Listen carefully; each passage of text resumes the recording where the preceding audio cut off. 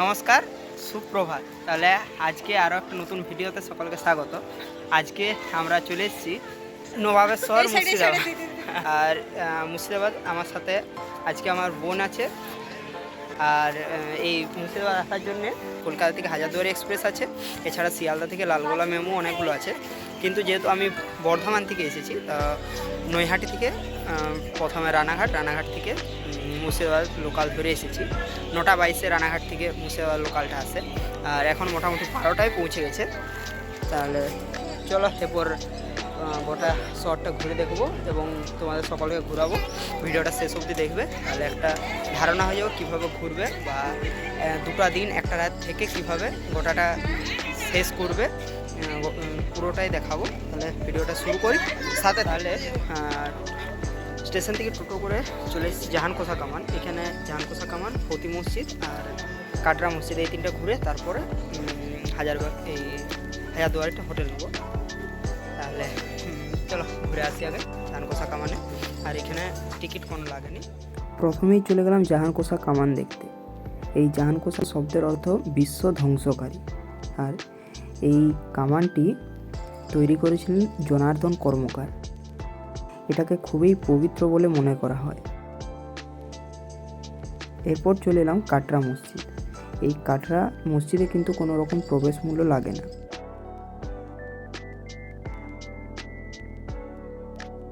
কাটরা শব্দের অর্থ হলো বাজার। আগে এই জায়গায় বাজার বসতো এবং সেই বাজারের নাম অনুসারেই কিন্তু এই মসজিদের কাটরা মসজিদ নাম হয়। এই মসজিদেই নবাব মুর্শিদ কুলি খাঁয়ের সমাধি রয়েছে।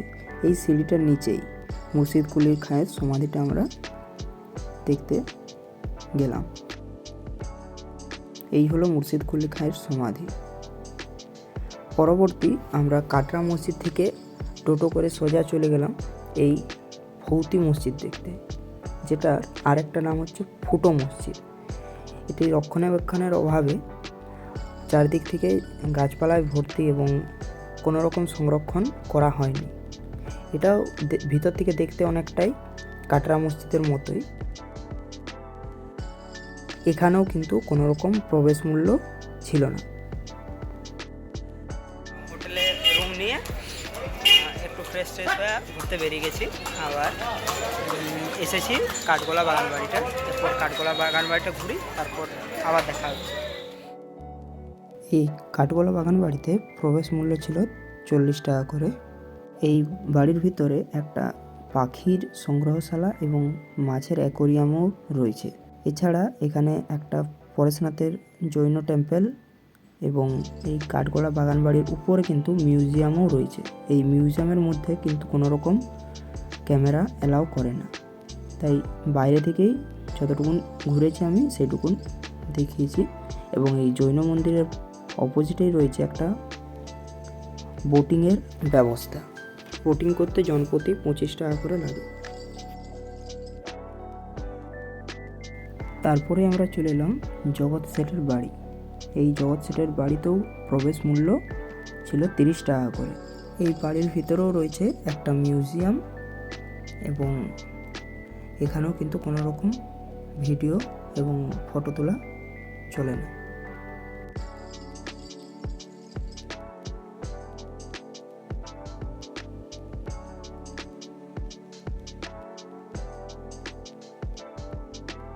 এটা নসিপুর রাজবাড়ি। এটাও ঠিক যেন একটা হাজারদুয়ারির ছোট সংস্করণ। এখানেও একটা সংগ্রহশালা রয়েছে যেখানে কোনো রকম ভিডিও করতে অ্যালাউ করে না। চলে এলাম নসিপুর আখড়া। এই আখড়াতে প্রবেশ মূল্য ছিল 20 টাকা করে এবং এখানে আমরা দেখলাম রথ, রূপোর রথ, এছাড়াও একটা মিউজিয়াম এবং একটা মন্দিরও ছিল।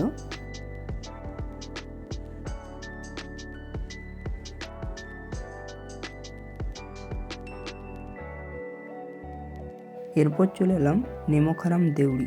এখানে মির্জাফরের পুত্রের নির্দেশে সিরাজকে হত্যা করা হয়। এখানেই ছিল মির্জাফরের প্রাসাদ, কিন্তু আজ প্রাসাদ কিছুই নেই, শুধু পড়ে আছে এই দেউড়িটুকুই। এটাই হলো মির্জাফরের পরিবারের সমাধিক্ষেত্র, অর্থাৎ যেটাকে 1100 কবর বলে সকলেই চিনে। এখানে প্রবেশ মূল্য 10 টাকা করে। এখানে 1100টারও বেশি কবর রয়েছে। এখানে মির্জাফরের সমাধি ছাড়াও রয়েছে তার 3 বেগমের সমাধি। শুধুমাত্র তার পুত্র মিরনের সমাধি এখানে নেই।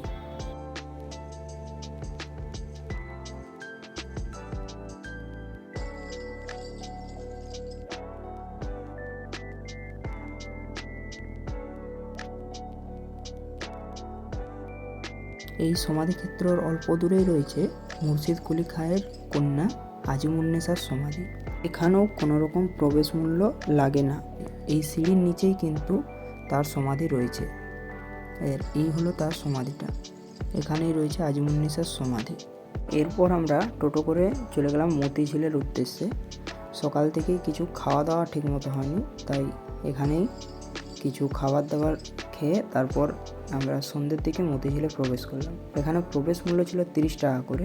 পার্কের একদম শেষ প্রান্তে ছিল লাইটের শো।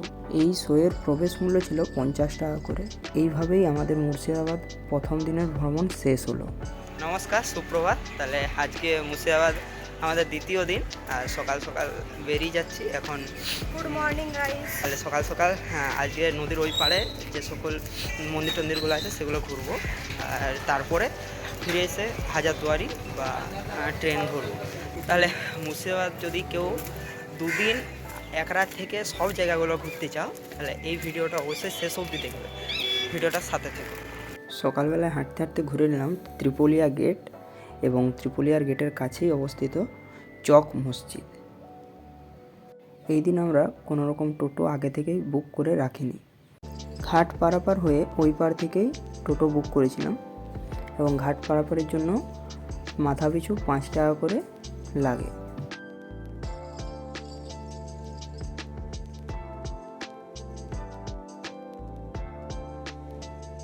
পশ্চিম পাড়ে প্রথমেই ঘুরে নিলাম জগৎবন্ধু ধাম।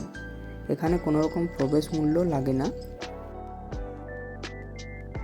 ডাহাপাড়ায় অবস্থিত এই জগৎবন্ধু ধাম, এখান থেকেই টোটো করে চলে গেলাম আমরা খোশবাগ, যেখানে নবাব সিরাজউদ্দৌলার সমাধি রয়েছে। খোশবাগে কোনো রকম প্রবেশ মূল্য ছিল না।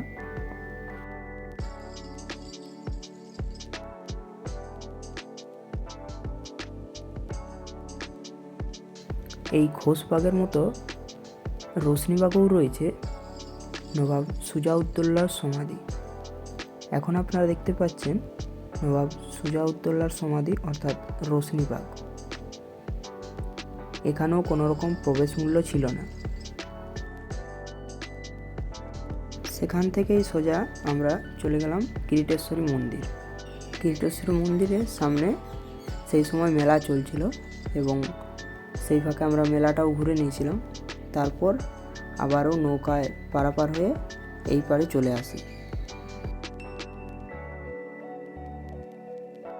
কিছু খাওয়া দাওয়া করার পরেই আমরা চলে এলাম মুর্শিদাবাদের প্রধান আকর্ষণ হাজারদুয়ারি দেখতে। এই হাজারদুয়ারি প্রবেশ মূল্য 25 টাকা করে, কিন্তু যদি স্ক্যানারের মাধ্যমে অনলাইন থেকে কাটা হয় সেখানে 20 টাকা করে লাগছিল। এখানে আমরা এই বাচ্চাবালি তোপ এবং মদিনা মসজিদ, এছাড়া ইমামবাড়া, এছাড়া হাজারদুয়ারি মিউজিয়াম, এই মিউজিয়ামে প্রায় 12,000-এরও বেশি পুঁথি রয়েছে। এছাড়া রয়েছে একটা অস্ত্রাগার এবং তখনকার নবাবদের ব্যবহার করা জিনিসপত্র। এই হাজারদুয়ারি সকাল 9টা থেকে বিকাল 5টা অবধি খোলা থাকে এবং প্রতি শুক্রবার বন্ধ থাকে।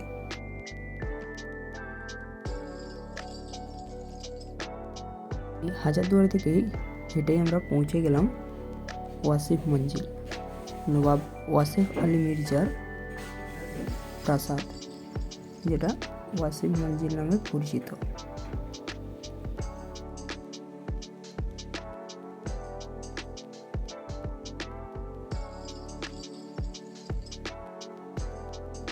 এখান থেকেই পায়ে হেঁটেই ঘুরে আসা যায় দক্ষিণ দুয়ারি বা দক্ষিণ দরজা। আর এইভাবেই শেষ হলো আমার দ্বিতীয় দিনের মুর্শিদাবাদ ভ্রমণ। তাহলে মুর্শিদাবাদ ঘোরা কমপ্লিট। এরপর 3:22 লালগোলা শিয়ালদা প্যাসেঞ্জার আছে, তাহলে ওই ট্রেনটায় যাব। তো আজকের এই ভিডিওতে সকল ইনফরমেশনই দেওয়ার চেষ্টা করেছি। তো ভিডিওটা কেমন হয়েছে অবশ্যই একবার জানাবে। আর তাহলে আজকের ভিডিও এতটাই, দেখাবো পরবর্তী ভিডিওতে। তখন পর্যন্ত সুস্থ থাকবে, ভালো থাকবে।